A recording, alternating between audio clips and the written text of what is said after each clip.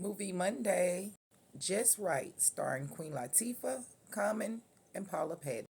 Just Right is a 2010 American romantic comedy drama that is filled with a lot of synchronicity. One of my favorite movies, so let's get into it. So we have Miss Leslie Wright here, played by the Queen. Y'all, I just love myself some Queen Latifah. Had to put that in.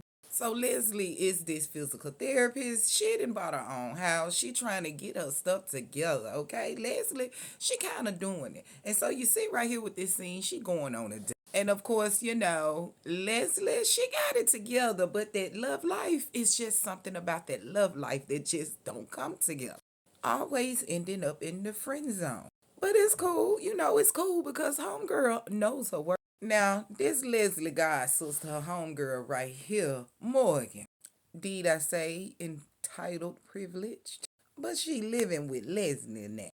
All she thinking about is becoming somebody trophy wife, being up in that basketball club, being all about that high profile life. But the thing is, Morgan ain't trying to work for nothing.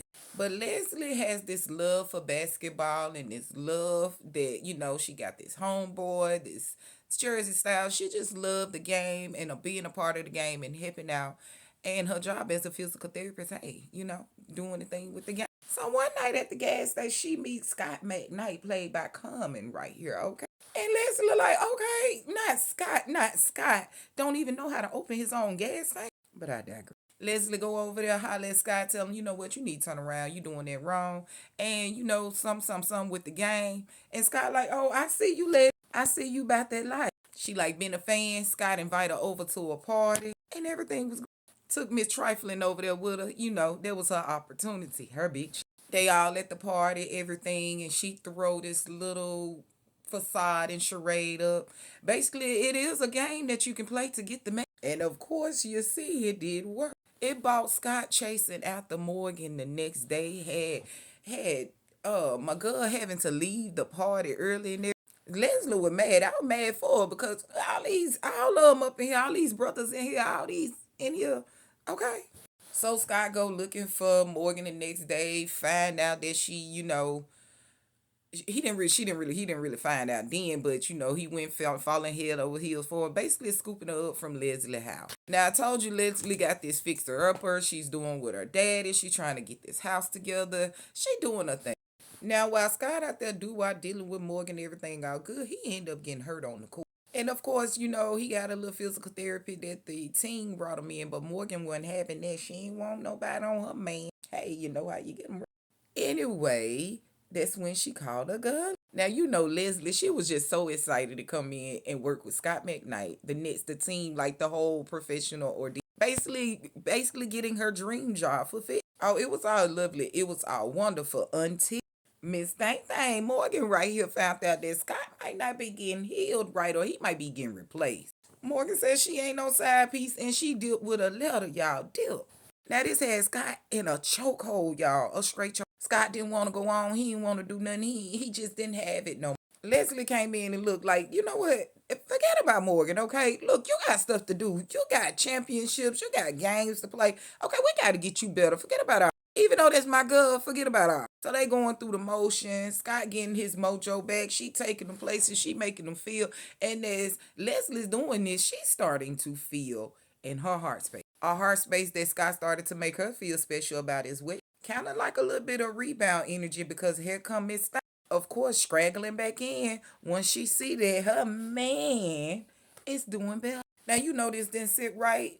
This didn't sit right with Leslie. Not after what you saw they did up in the movie. Feelings had gotten involved. And it's kind of understandable. But old Sky here like, I just got to give her another chance. I got to get her to you, blah, blah, blah. Don't body want to hear that. Y'all, and he broke my girl hard. That made her leave. And of course, when we get hurt, I know I experienced it myself. We throw ourselves into our work. And that's exactly what Leslie did. She quit. Now, Sky had blessed her, did a lot of nice stuff for her. She just kept on with her head up, going on by the beat. Next thing you know, them phone calls coming in. All kind of recruiters trying to call. They want Leslie Wright on they. Because if you can hear Scott McKnight like that and that look, oh, baby, you a blessing. You a godsend. We need Life had opened up for him good, and Scott had started to miss her. He started to realize what was going on. He started to realize where that real love, that real power, that real truth was coming from. Now, I like this movie for a few reasons. One, it's just a good comedy romantic, and my girl, the queen, is in. And for two, the spiritual significance I get behind this movie here is that, you get judged accordingly. Now, I'm a plus size woman and I understand the figures and how they like things out in the world. Look at Morgan here. She was a beautiful symbol. She had the perfect skin, the perfect body, just perfect smile. Everything was just so beautiful about her. But Leslie here had the stability. She was just as beautiful, but she was plump. She wasn't your typical type. But she was gonna be that type that brought that real love, that real understanding, that real passion that was going to have your now, unlike Miss Thing Thing, the chance is that Morgan wouldn't have got the situation. I forgot to put that in the beginning with the earrings with grandma. When Leslie mama gave Morgan them earrings instead, talking about that's how she got them. You notice that night that's how Morgan pulled that man. Now she would have kept the generation going like she should have with her own daughter. Her daughter would have got the man when she was supposed. Now destiny flops sometimes, and things have to play out and be fake.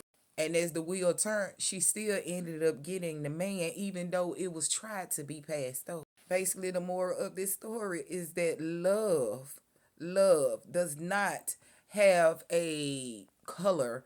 Love does not have a weight size.